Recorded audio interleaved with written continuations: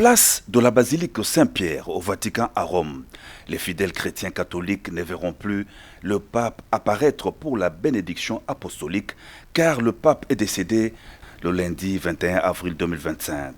La place Saint-Pierre a servi plutôt de cadre ce samedi 26 avril aux funérailles grandioses du pape François en présence de plus de 200 000 personnes, parmi lesquelles des fidèles catholiques et des grands dirigeants, chefs d'État venus de différents pays d'à travers le monde.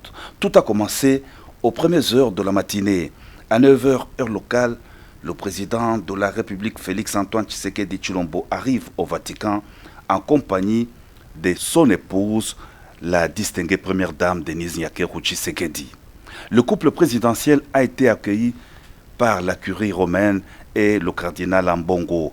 Le chef de l'État et la distinguée première dame se sont ensuite inclinés devant la dépouille du Saint-Père avant de prendre place à la tribune dédiée à la soixantaine de chefs d'État venus du monde entier pour assister à la messe des suffrages à la place Saint-Pierre de Rome.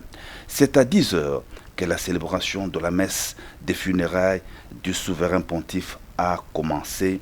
La liturgie a été présidée par le cardinal Giovanni Battiste Ré, doyen du collège cardinaliste, 91 ans d'âge. Parmi l'assistance, l'on a noté la présence des cardinaux qui éliront les successeurs du pape François. À l'origine, selon l'Église catholique, le pape était l'évêque de Rome et le premier des papes fut Saint Pierre, l'un des 12 apôtres de Jésus-Christ. Outre les croyants venus du monde entier, l'événement a été marqué par un ballet des chefs d'État et des gouvernements. Parmi eux, les présidents Donald Trump, Javier Milei, Volodymyr Zelensky et Félix-Antoine Tshisekedi Tshilombo. Changement de décor.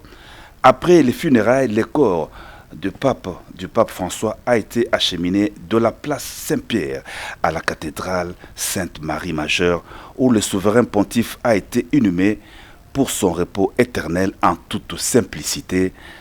C'était le choix exprimé de son vivant par celui qu'on appelait le pape des pauvres.